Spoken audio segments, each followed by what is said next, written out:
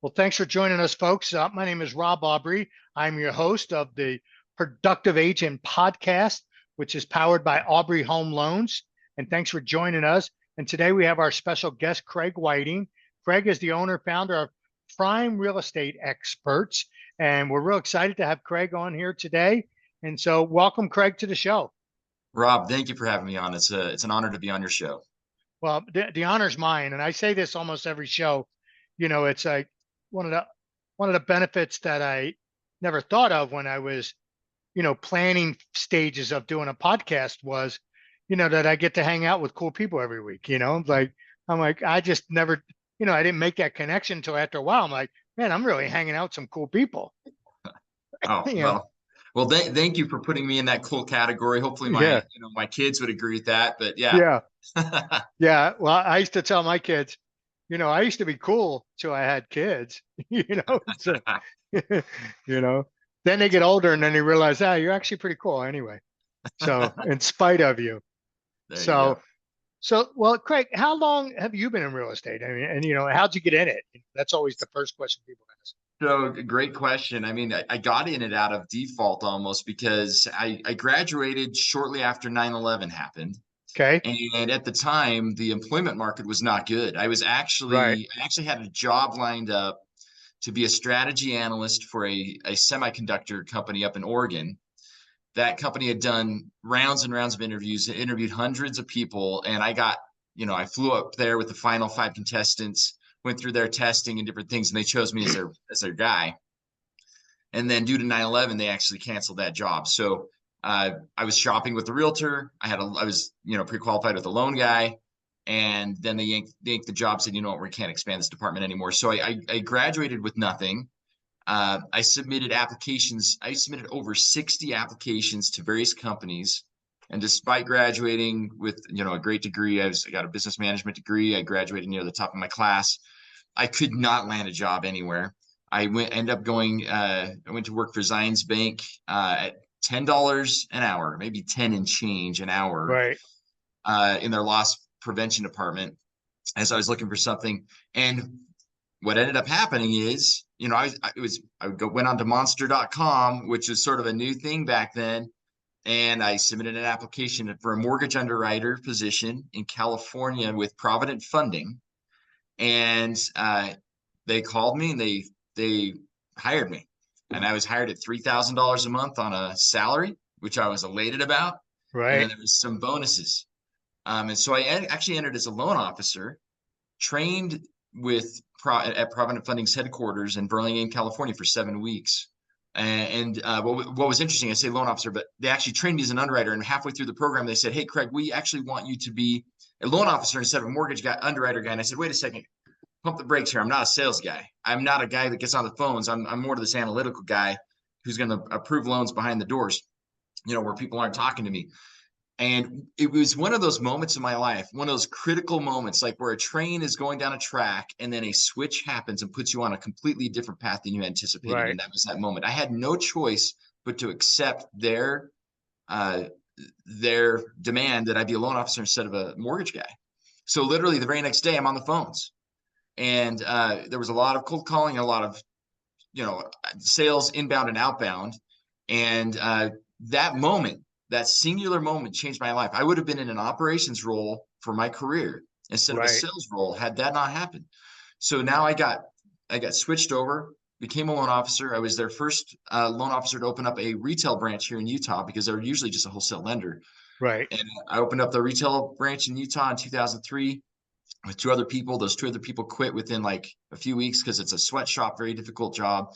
I Right. stayed there for over a year until I decided, hey, it might be better to be a mortgage broker instead of work for Provident Funding. My best month at Provident Funding, I closed 70 or 80 loans, and I'm not like inflating that number.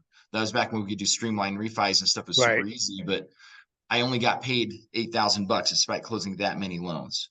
Um, Yeah. Today so you could retire. yeah, that was crazy. So I ended up becoming a wholesale mortgage broker, mortgage loan officer on my own, on my Right. license with a loan brokerage at the Broker. time. And then I was in loans for a few years. 2007, I got my agent's license simply for my own investing. I didn't want to get it for anybody else. I was buying several properties at the time. I actually acquired about 17 acres of land. I started doing land development. And then 2007, July-ish, August Right. happens. September, right. Oh man, ugly times. And for the next few years, my net worth went from several hundred thousand positive to multiple hundred thousand negative. Right. And very, very challenging time. It was during that moment that I actually switched from being a lender over to being a real estate agent, because I found that the loans were becoming, at least at that Yeah, they time, were drying up. yeah, very difficult, very challenging. And what was in my lap at the time, more people were asking for my real estate help than my loan help. And so again, sort of out of default, I became a real estate, sort of went more full time into the real estate thing. And then in 2011, I went back and got my master's of real estate development degree from the University of Utah. Okay. Graduated with that in 2013, #1 graduate in the class.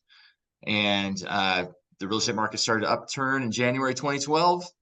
And I've been, deep into real estate since. Opened my own brokerage in 2013, Rock Real Estate Group at the time. And then I rebranded as Prime Real Estate Experts about 2.5 years ago, Got it. and have grown from there. So, I've seen the ugliness of what real estate was, endured those moments where it took months to get paid and the commissions were often $2,000 or less. Right.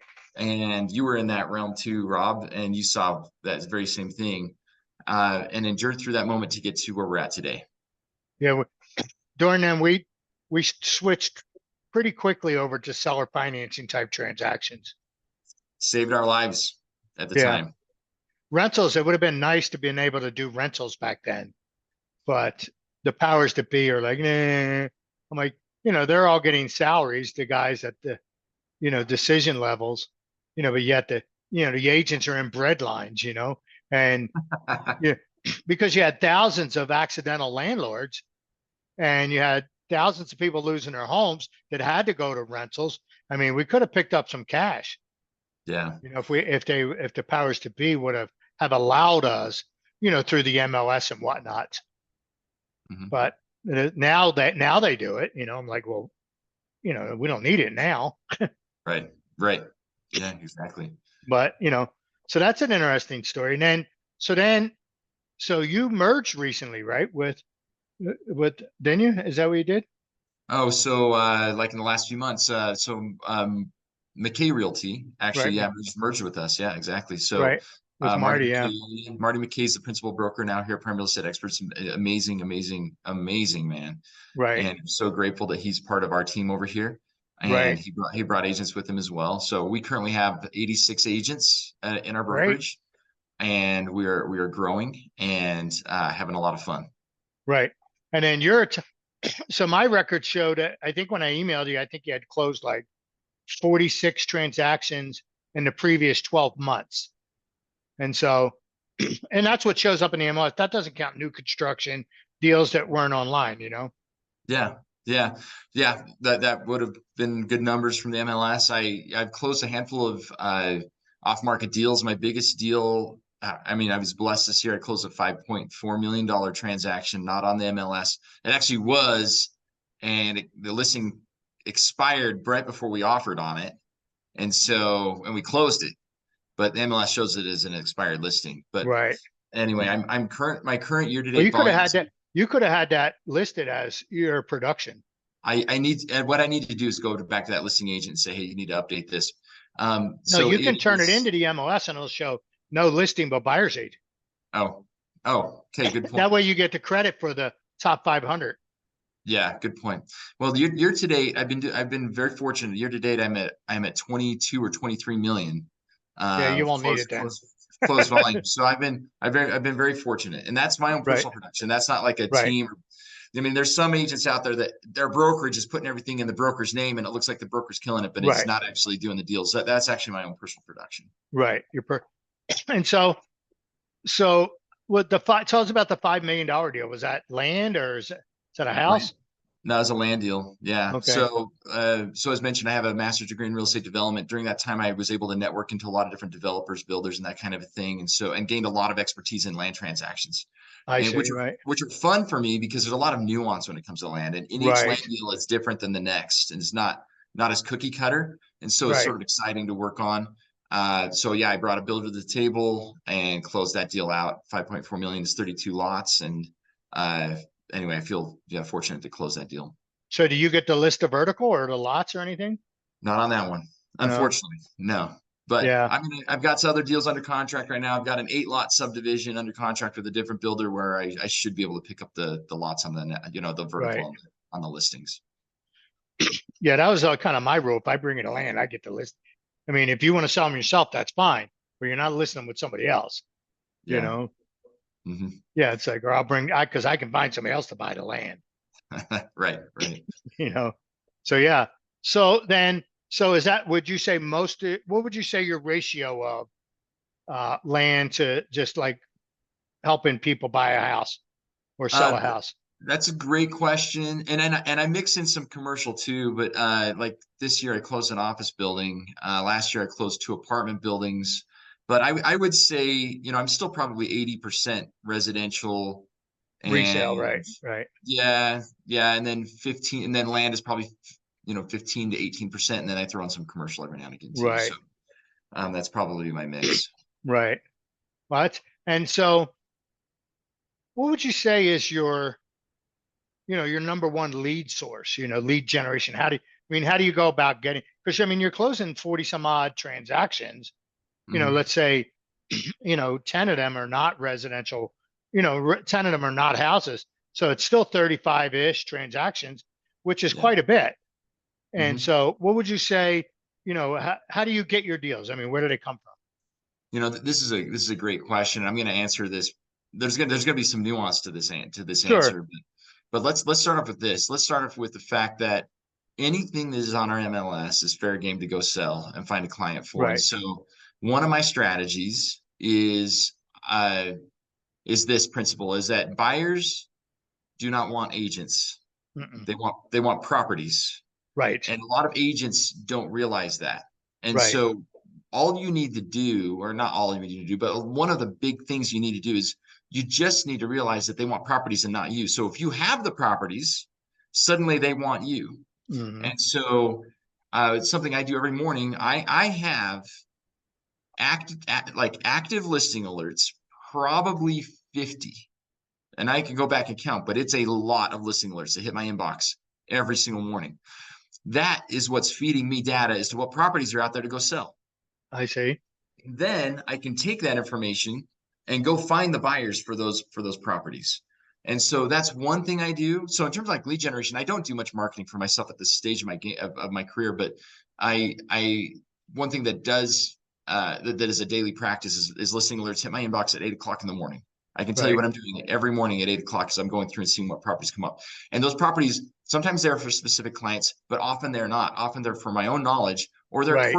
quirky properties. When I say quirky, they have some specific characteristic, like a niche. A niche is probably a better word. A Right. niche property, such as a short-term rental in certain areas. Because I Right. realize, okay, if a short-term rental comes up in this area, I should be able to go off and find a buyer for it because it's a high demand area and a short-term rental product is something that's unique and people like. Right. And so then you take that property and go advertise it to your database. And so Right. that database is, hopefully people are creating that, and hopefully people have a good CRM. They're uploading their contacts into that. Hopefully they're really expansive on their presence in social media. If you're not expansive in your presence in social media, you need to be doing that like immediately. Right. And once you get thousands of friends on social media, it's hard to know from a day-to-day basis which of those thousands of friends is going to conduct a real estate transaction. Right. But if you start dripping properties that, Right. that are enticing, you start getting people that raise their hands and say, I'm interested in a property. Right. So I would say that's one of my strategies I use to find business. Now, the next is I'm networked into builders and developers. And so I'm looking Right. for land deals all the time. And because I've been doing it long enough, I'm networked into the underground of land where I get things surface to me that's not necessarily on the market. But because I'm networked into them, I've got people on speed dial for different product types that I know what these builders or developers may be looking for, and that's helpful for me as well.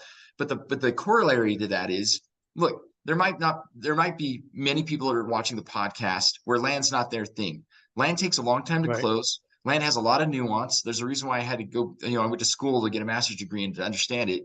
But the key here, and this is what I'll teach, is it's a business to business relationship. Right. And so what people need to do is they need to go off and find out what business relationships do you have or you could create that become reciprocal in referrals, or at least they start sending you referrals. And it doesn't need to be a builder or developer. It could be, for instance, it could be someone like a wedding planner Right. or a divorce attorney.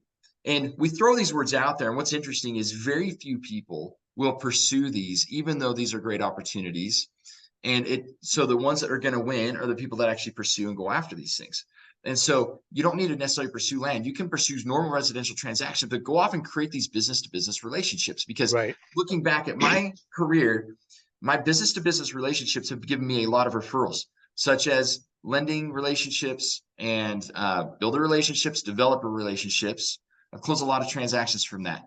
And that isn't like the full amount of what I'm doing, but that supplements what I'm Right. doing. The next principle I'm going to teach here is the walking billboard principle. You are your own walking billboard. And so what people need to ask themselves, if your friends and family are not using you for real estate, it's because your billboard sucks. Well, it's your That's just fault. the bottom line. I say that all the time. It's not your friends and family's job to know you're in real estate. It's your job to tell them.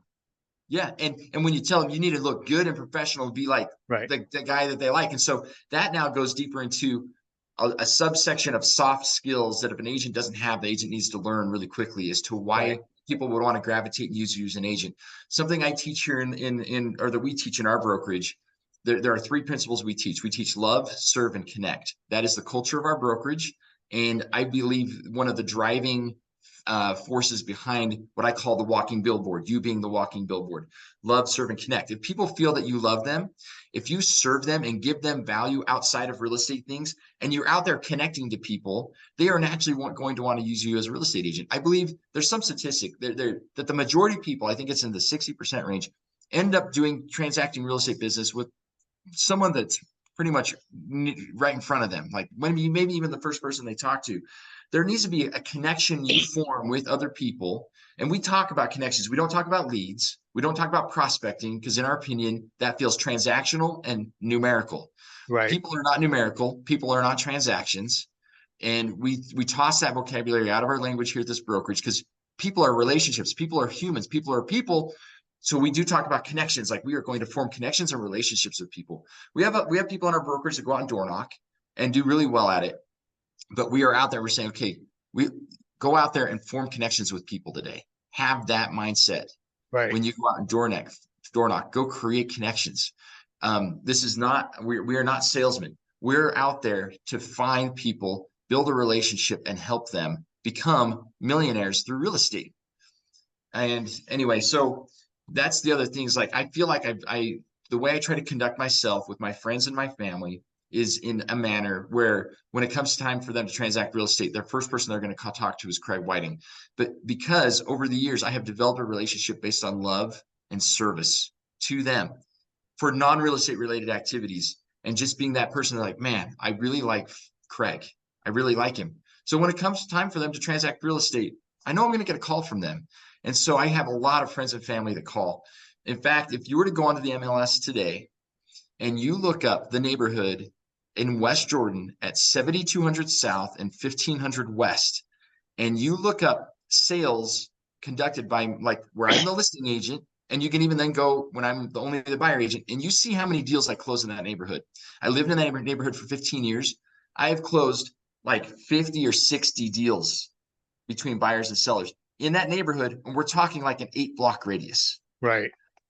Where I just crushed it. But it was because while I was in that neighborhood, I formed friendships with people. Right. I formed relationships with people.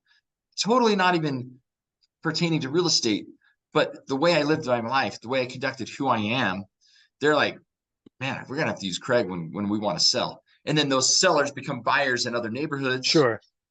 and things like that. So I've got a listing under contract in that neighborhood right now, actually 2 listings within that, and I've got another one going up on the market. I don't live there now. I moved away 5 years ago. It doesn't matter. Those people in the neighborhood still know Right. me, and they're calling me. And anyway, so I think part of my success is just being the person that people want to work with. Yep. That's what it boils down to. So there's a couple things. I'll start off with the beginning where you said, people don't want an agent. I remember listening to a panel one time, and there was this guy, Russell Shaw, was on the panel. I was just listening to it, and I had another screen up on the video, and they were saying, the panel was, how do you get buyers? And he was a heavy guy, but he mega closer, few hundred, like 400 or 500 transactions in a year type of guy, right? Running a team and whatnot. And his comment was, he goes, buyers, they don't want to talk to an agent. He says they'll tolerate talking to an agent to get the information they're looking for.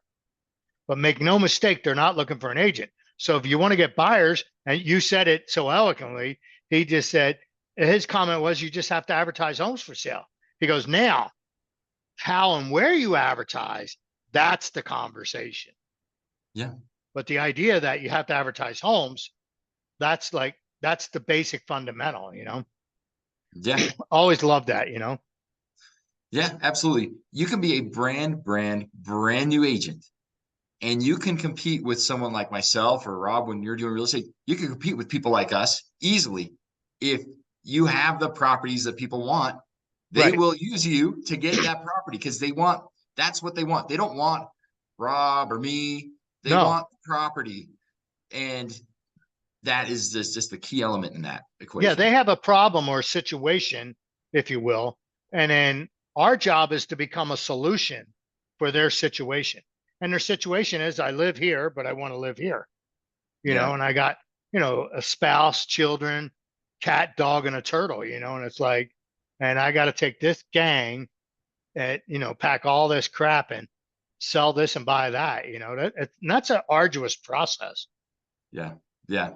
Totally And agree. so, and the other one you hit on was, that, and you're dead on, almost dead on the number. You said 60%, but the number's like 66% of buyers and sellers talk to one agent.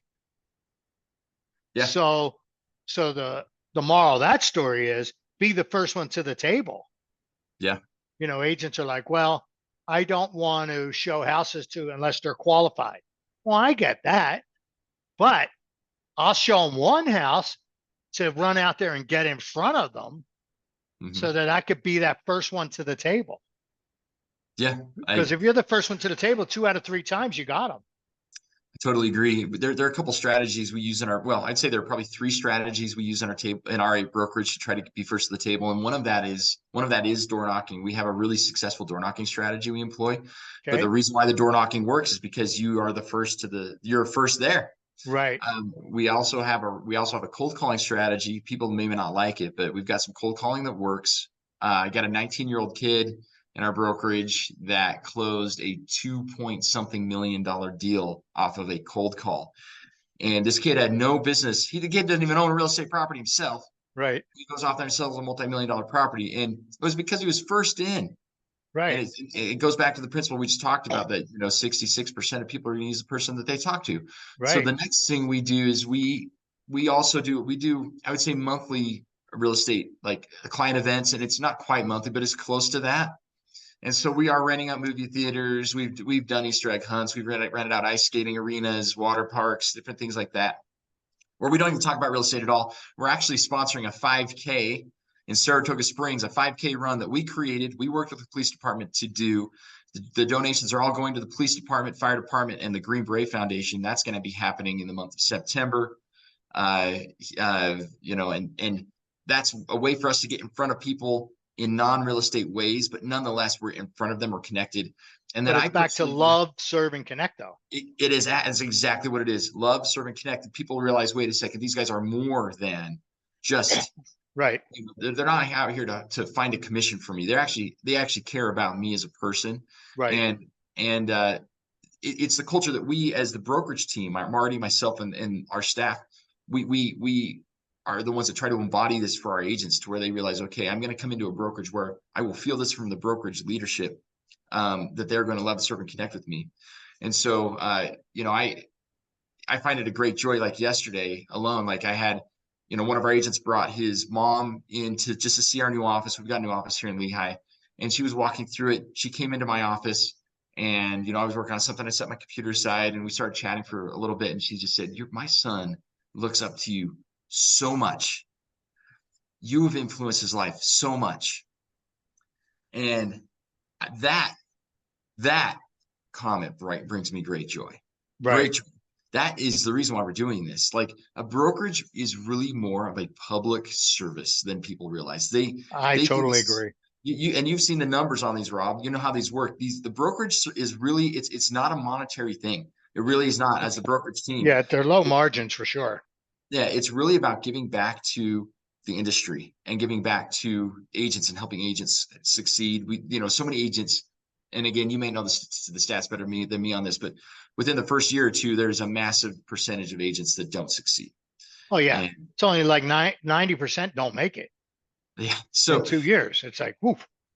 yeah, so we want to flip that script. And like I would say, we've got 86 agents, but I'd say 40, at least 50% of those agents are either in their first or second year. And it's something we love. When I first became a broker, someone else who's a longtime guy in the industry pulled me aside and said, Craig, never hire a new agent.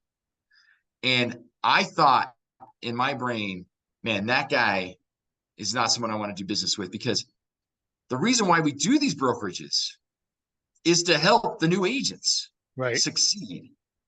Like, that's the reason why I'm doing this. And so anyway, I thought that was an interesting comment. But anyway, teaching the new agents these strategies of being first to the table through door knocking, client events. I do a monthly newsletter myself to my database. It's surprising how few people unsubscribe. So there are very few that, like, in other words, almost everybody that I'm sending out to hundreds and hundreds of people, they are reading this stuff. They're not unsubscribing. They like my monthly content. Those are ways that I stay in front of people, and try to be first to the table. Right. That's the key, because you mentioned, like, this guy, the kid, he was the first to the table. You don't have to be the expert to get business. I mean, it certainly helps to know, but so Hobbs and Herder, I don't know if you're familiar with that name. They're like a real high-end real estate agent branding company. So you go to them and they build you a complete brand, your web page, your business cards, everything, your brochures, everything matches, all lined up. And now I'm assuming it's social media will look all lined up. But they were quite expensive. But they did an experiment one time where they took a geographic farm of 5,000 homes, and it was dominated by an agent. And so what they did is they sent out a survey and said, if you were to sell your home, who would you list with? Well, 50%, and I don't remember the number of respondents, but 50% of the respondents chose this agent that dominated the farm. So then they went out and they did a campaign. They did an 8-week campaign. And so they sent out, obviously they had to do it by mail. Back then it wasn't the email the way it is today, but they did, like, a postcard, a letter, a brochure. They did an 8-week campaign, sent out a second survey and said, if you were to sell your home, who would you list with? Well, now 25% of the respondents chose the dominant agent, and another 25 chose the new agent. Okay. And so, but here's the kicker. The new agent was fictitious. So here you have not even a real person went in there and stole half the business just by campaigning them. And that became what is known as, Keller in the book, the Gary Keller's book, The Millionaire Real Estate Agent, became known as the 8x8. So they touched them 8 times in 8 weeks. So, but nobody knew this guy, and via the marketing, they were able to gain market share.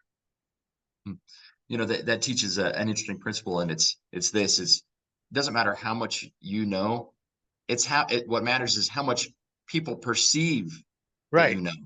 And so in this case, you have someone who doesn't even exist, but people perceive that he Yeah, they existed. all knew him. Right. They all knew, quote unquote, Yeah. knew. Yeah. Tom Ferry said it the way he said it. He talked about geographic farming was he says, look, they're going to do business with people they know or at least think they know, Yeah. and Yeah. that kind of marketing, they think they know you. Yeah. I would totally agree. One comment I'll throw in on this too is what's interesting is I during the earlier part of my career, when I was going through that hemorrhaging financially, and fortunately, I never bankrupted. I never short sold any properties, never foreclosed on anything, even though I had a bunch of friends that did that. I was determined to pay every penny back to every creditor, and I did. But what was interesting, I was driving around a beater car. It was an old VW Jetta, but it was hammered on the outside, inside. It was a stick and shift. And when I get to lights, I'd have to keep the engine. I couldn't just idle it because it would just die and had Right. Get out electric and push mount start brushes. it. So I've got, yeah. So I'm having to keep some foot on the gas and the brake at the same time when I'm in intersections. And despite that, I was succeeding in real estate. And it was a marvel to me. Like, it doesn't matter what car you drive, and it doesn't matter about a lot of things. What matters is that you're in front of people. And if you're in front of people, they're going to use you, especially if they like you. They're Right. not going to care about a lot of other things. And so it's just, you got to be in front of people. You got to be connecting to people. And when you do connect with people, present yourself in a way. And I'm talking soft skills where they're like, I want to use this person, but it doesn't really matter about a lot of these other things. It doesn't matter if you're a brand new agent. It doesn't matter if you're driving a beater car. Like, none of those things matter. You can succeed, and you should succeed by using some of these other principles we're talking about. Right. Yeah. We call it a contact sport. You got to contact somebody, Right. we, Right. I mean, I cut my teeth cold calling. This was back when, many, many years ago. And it was only 7-digit dialing. There was no do not call. We had software services where we literally could just log in and download a report and have phone numbers in there and just call. So I used to go in the office so me and another agent, we would go in so I spent a couple hours one time just, list it because you can only do like 5,000 records at a time. But I systematically went and got every non-owner occupied uh, property like in Utah, you know, and so I had a list of thousands of people, and so, but then I segregated them in the time zone. I had them in states, so I had each state, I knew which time zone they were. So we would literally, me and this other agent would come in at 6 a.m. and we would call East Coast people that own Utah property and just call them. It's from 6 to 7. And then we would call Central Time Zone 7 to 8, Mountain Time Zone 8 to 9, and Pacific Time 9 to 10. So we did 4 hours of cold calling, and we called every time zone 8 to 9. And I remember one time I was calling a guy, I was talking to a guy, and I almost didn't call him because it was like a little, I had to assess value, and it was like a little $40,000 condo. But granted, this was many years ago where condos were only 90 grand, 80 grand. And so I almost didn't call him. And then he finally said, "Hey, it's 6 o'clock in the morning there, isn't it?" And I said, "Well, that's the kind of agent you're looking for, isn't it?" And he said, "Hell yeah." He was this like fast talking New York guy. And well, it turned out that was the last condo in the project, but he had a partner and they just were bringing to market a whole like 120 unit condo project. I never got the listing, but you just don't know who you meet, So Right. here I am. I cold called this guy, and he was selling hundreds of condos in a couple of years. Yeah. I Yeah. had great rapport with him, but I couldn't grab that same rapport with the local partner. Yeah, but the principle you're talking about is absolutely correct. And there's a need for people to time block their prospecting, and it sounded like that's exactly Right. what you were doing then. And back when I was a loan officer and I was sort of trying to engage with real estate agents to try to pick up their business, and I was able to get the business of someone who was over at Keller Williams, and he was doing a fair number of deals. But he said, "Craig, just so you know about me, you cannot contact me between 9 and 11 in the morning. I'm Right. not, regardless of what happens, regardless if there's a fire, I'm not going to respond to you. That's when I'm prospecting." Right. And he treated that as sacred time. And that's what people need to do. I think too often real estate agents, they go into a career thinking, look, this is such a free career. I'm going to have such time flexibility. Well, there is, but at the same time, there's not if you do it right, because Right. you've got to realize there are certain times of the day that should not be flexible. There are certain Right. times of the day, in order for you to succeed, you need to be setting aside time blocking for your prospecting time. Right. So, and that's exactly what you did. And it's something that's absolutely critical that agents need to do. And I was done by, like 10 a.m. Had 4 hours of prospecting by 10 a.m. I mean, I actually That's listed and awesome. sold property and never left the office. That's You know, awesome.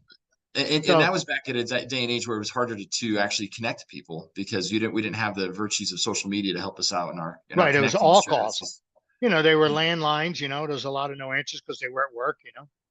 Yeah. And I entered that realm. I know social media, I don't even know when Facebook started coming out, but really, back in 2000, even in 2007, when I got my agent's license, we didn't have good GPS at that time on our No, phones. And so, no, I had this book in my car that you looked up the street and it gave you the coordinate. yeah. I would print out a listing, and I would write street directions, turn left Right. here, turn right here, turn left. And we'd have to map it out that way. It was an interesting thing. And we faxed our offers Oh, to yeah. people instead of, scan and email and that kind of stuff. I mean, I still have a fax number, but, you had to have a fax number back then because that's how Oh, offers yeah. were coming through the door. Well, it's funny you said that, no GPS. I remember, I had these clients and we were out in West Jordan, South Jordan area. And they were like, Rob, we made more U-turns today than we think we've made in the last 5 years, because, there was you're like, it's got to be like right there. It's like you run out of numbers. It's like, God, it's Right. on that other cul-de-sac. How do you get around there? Right. You drive around. Yeah. You made so many U-turns. Yeah. I But totally agree. so back to the point you said and here's my theory on why agents, they don't time block the prospecting. They'll wake up and they'll start doing operations. And here's my theory on that. And I firmly believe it. I've never done the research to make it a scientific fact, but so here I wrote a white paper one time called Pavlov's paperwork. Now I understand. Okay. So the way it worked was, here's how it goes. So let's say you do prospect. So you start prospecting, you're prospecting for like 30 days, you finally get a decent lead. So then you follow up, so that's 4 weeks go by. You follow up on the lead for 2-3 weeks, say 3 weeks, you get an appointment for next week. So you finally go on an appointment. That's 8 weeks have gone by. Right.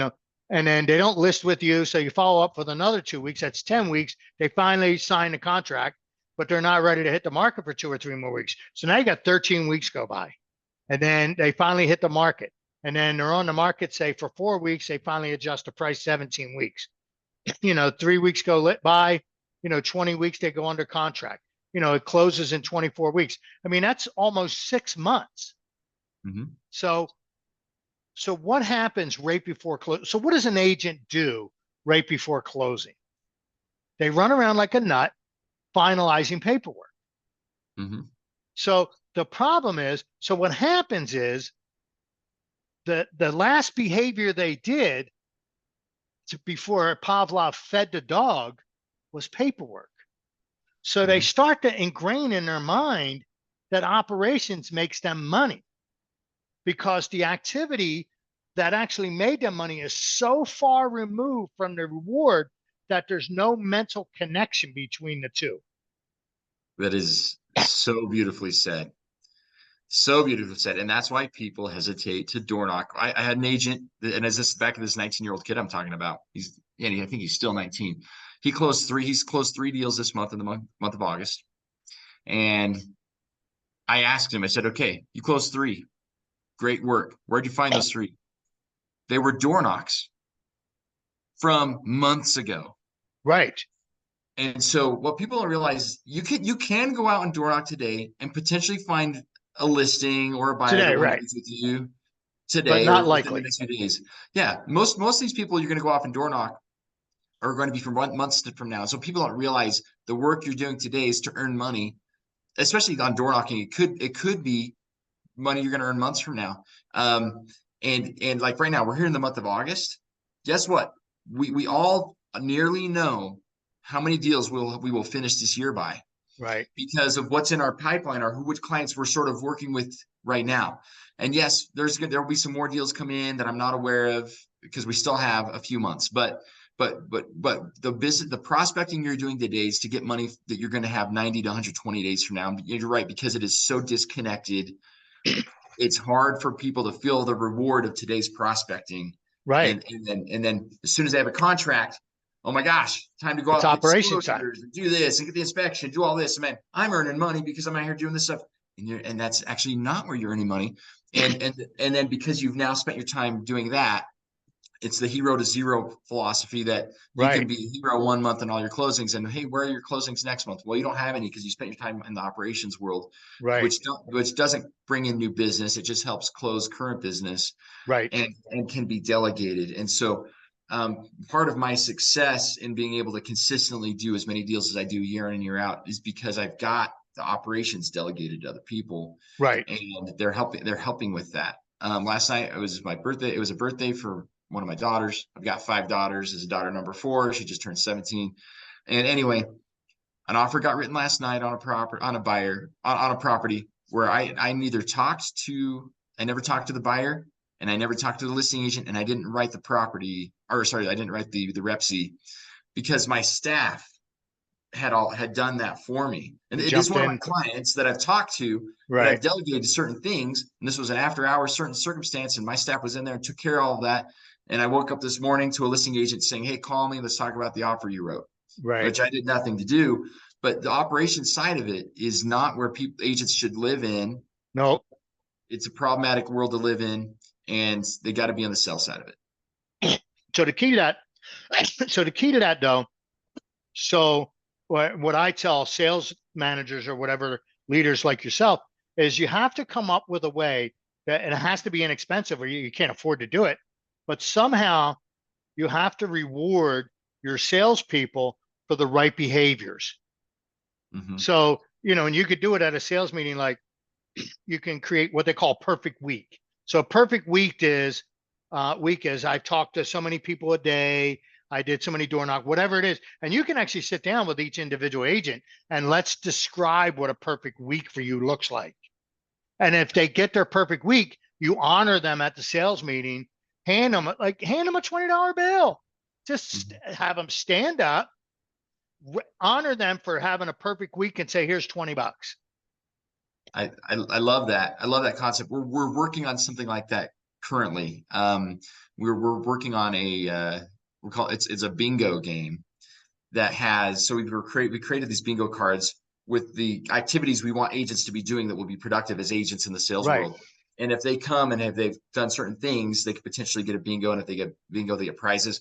We haven't rolled this out yet in the brokerage. It's something we're still like, we're getting close to having it rolled out. But I love what you're saying, because that's exactly, it's the way to use the Pavlov's dog principle in order to give an immediate reward to a behavior that actually will not close for possibly months from now. Right. And again, it's a sales dilemma for us that don't have, if they were paying salary and they had quotas and stuff like that, yeah, we could do it, but you could do better rewarding. But the way we do it, because, we could reward them and they never close anything. We never get our money back, so it's a real balanced type of situation. I don't want to say problem, but, but how do you do it? And so I like and it doesn't have to be elaborate, the rewards. It's recognition is probably one of the bigger rewards. But, because I always say, like with the referrals, if someone sends me a referral, a past client or SOI, like I always say, the first thing you do is hang up the phone, you handwrite a card, I put a $50 bill in there and I mail it to them. Mm-hmm. They get, because remember, what's the first piece of mail you ever received in your life, right? You were 5 or 6 years old, you got a birthday card from grandma and her aunt, it had $1 or $2 bill in there, right? Mm-hmm. And so, so when you actually, and, because gift cards, I have so many gift cards. Look at this stack of gift cards, it's like I have a stack of them, right? Yeah. you know, but, and they just go in a pile. But if I got a $20 bill, I'm folding that over, putting that right in my pocket. I remember that. Yeah. I don't know. I could look at those gift cards. I couldn't tell you who gave me in them. I could tell you who gave me a 50. Yeah. Well, that's a powerful concept. And the fact that you even taking the time to handwrite something or send something in the mail, I love that. I have got multiple experiences in my life where the use of a handwritten card opened up a lot of doors, and it's a marketing method a lot of people don't realize is effective. Oh yeah. Like what's interesting is there used to be marketing. We only had a few marketing channels back in the day, like Right. door knock, cold call, And mail, direct cards. mail. Right. And now we've got all this electronic methods, and I think a lot of agents are gravitating toward these electronic methods. Well, I do like to advertise in the channels that few people are advertising, because there's a lot less people like Right. cluttered into. And so I think the handwritten card's great. Back in the day, so when I was at my undergrad at BYU, I was in a master's level class, even though I was in an undergrad at the time, and a CEO of a big company came in and presented some different things. And then there was a quiz at the end, and whoever could first answer the quiz question got a prize. Well, I was the first one to get it. He brought in $100 and gave it to me, and that meant a lot to me back then, because I Especially needed the a money really starving badly. student. Yeah, I'm like, this is awesome. So I go home. First thing I do is I write a thank you note, and I mail it to this CEO's office. About 2 or 3 months later, I get a letter back. It was from this CEO. And he said, Craig, I have done this exercise numerous times in my career at college universities, giving out this $100 to the person that gets this quiz right. You're the first person that wrote me a thank you note. And I just wanted to write you a thank you note back to acknowledge what you've done. And I appreciate that. So going back to the recognition thing, it was powerful enough. My written note to him was powerful enough for him to take time out of his busy schedule to write something Right. back. And I think I love this recognition And idea. he was really more of a you're welcome, but he was Yes, thanking you.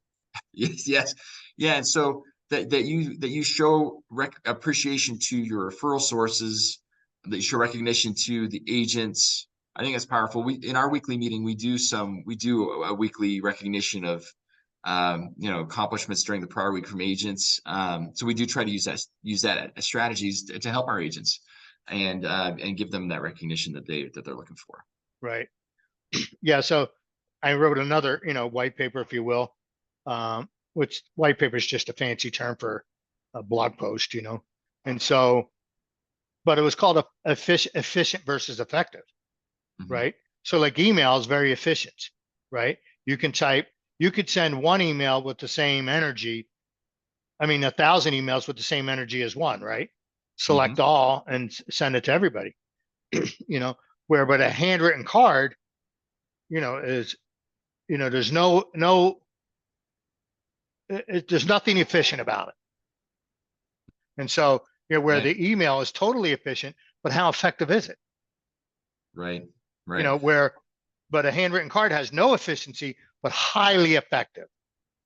So if you Totally. have a database of like 200 people, you literally, all you have to do is do 3 cards a day and you will get everybody in the quarter. Love it. I totally love it. And you could even delegate some of this. You could have people help you write Oh it, yeah. and then you sign it and send it off. And people may not know that's not your handwriting. Well, they could sign it too. It doesn't matter. They don't know your handwriting. Yeah. And then it looks, it's a powerful tool to open doors. I was in just going along that line. Sometimes a phone call. I know a lot of people will try to conduct business through a text or an email or whatever. I think the phone is another strategy that's being forgotten in how we Right. conduct business one with another. And I mean, I was back in Matt Ishbia's office. Some people may know who Matt Ishbia Oh, is. I know He's who he the is. Yeah. owner of United Wholesale Mortgage, owner of Phoenix Suns, highly successful, my guess is probably multi-billionaire. And I had an opportunity to go back and tour the United Wholesale Mortgage facilities and there was like, I think 15 minutes allotted to meet with Matt Ishbia. And he ended up prolonging the meeting. and went up 30 to 40 minutes. But one of the things he talked about, I said, pick up the phone. People need to pick up the phone. There's a Yep. lot of things that can be conducted in over voice, where people are actually talking to you live. And I love the handwritten card thing. And I think another thing too is just a phone call is an unusual method, which is strange to say nowadays, but it's an unusual method to thank people Right. and to even connect with people. And but it's appreciated. And I think, picking up the phone is a forgotten sales strategy nowadays. Well, yeah, because one of the things that, like, with real estate, I'm like, I don't know the right word, like astonished that people are like surprised when they find out that they're actually in a sales position. Right. So true. They're like, they think they show 3 houses and make, 20 grand. It's like, no, you got to grind, you know? Mhm. And so, especially to get going, like you're a young man, the 19-year-old that's door knocking. How cool is that, Mhm. And so, where, I mean, it's like, and like you said, he closed a $2.2 million deal. I mean, what a feather in his cap. I mean, Mhm. that'll put some swagger in your swagger, man. Right. You close one of them, man. You got a different stroll. Yeah, for sure. Well, when I interview new agents that are looking to join the brokerage, I will always ask the question, what is your marketing plan? Right, Because I'm trying to test to see if they realize they're walking into the sales industry. And right. what I have found is non-salespeople can succeed really well in real estate. They can. Yeah. I'm one of those. I would say I'm not a salesperson. I had to adapt and learn sales skills as I got into it. But you've got to these new agents need to realize you have to market in order to do business. Right, It doesn't just, you do not go on to Facebook, say, look, I am a real estate agent now, send me deals, and people send it. They just don't. One is they know you're brand new, and right, it's just anyway. It's, you got to have an actual real marketing plan and a marketing strategy, which is something our brokerage helps. We sit down with agents, actually create that with them. right, So I'm not. We definitely will bring agents into our brokerage that don't have a marketing plan. But right, to your point is, many people, when I bring them in and say, "What is your marketing plan?" They'll have a blank face, and well, I don't know.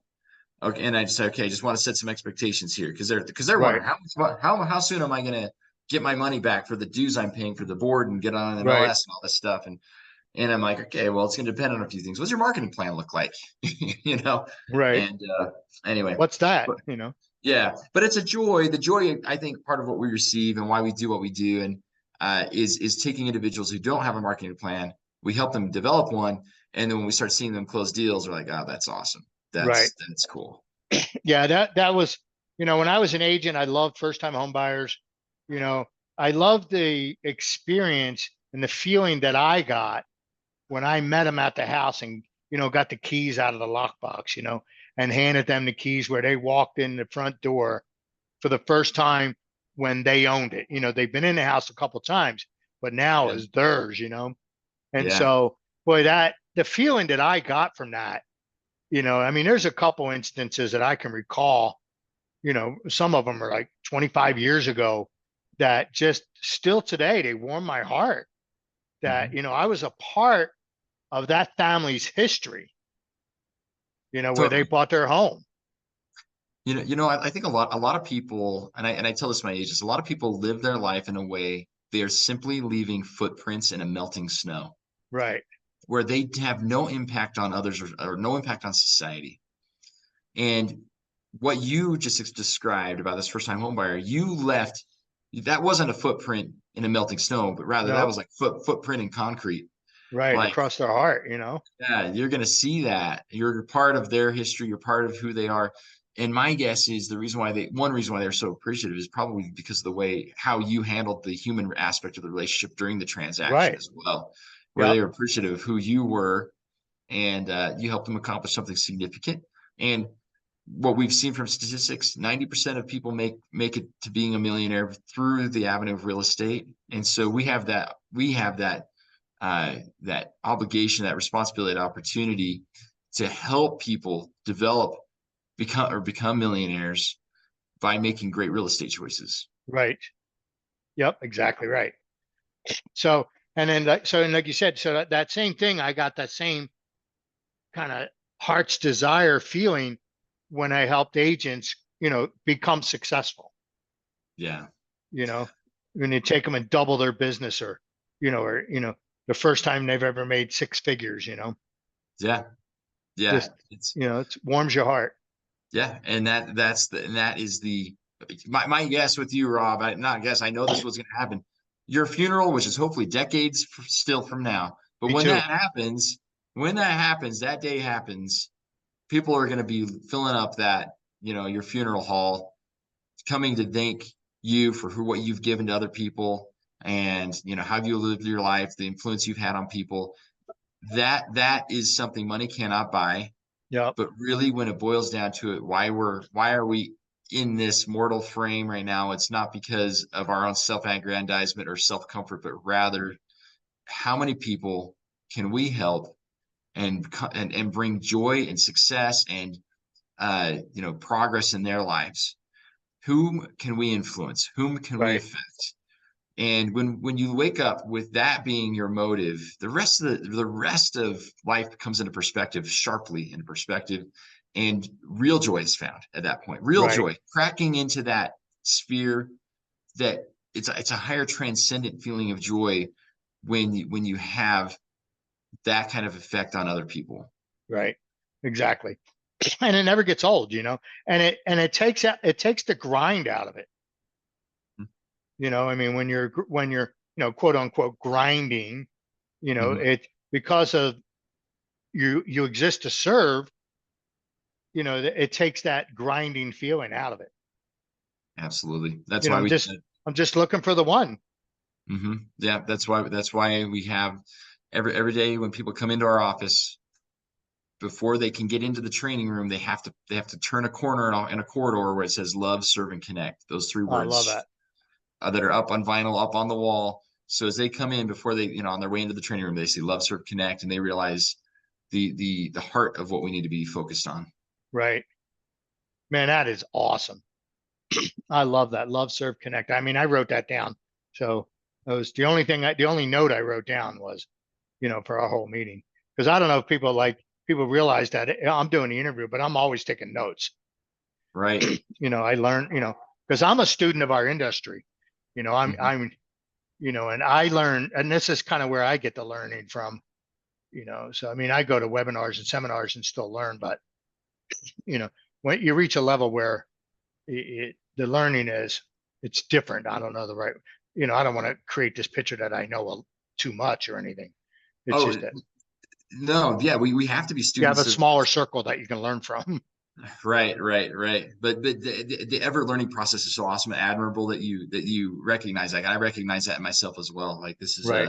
this is a process where the student, being the forever student. Right. While we're in the process, you're in a mentor stage, I'm in a mentor stage, where we're mentors to others, but still being the forever student. I think what a critical quality. It's great. Right. Absolutely. Well, we're actually up on it. We're already, our hour's up, believe it or not, Craig. I mean, time flew, didn't it?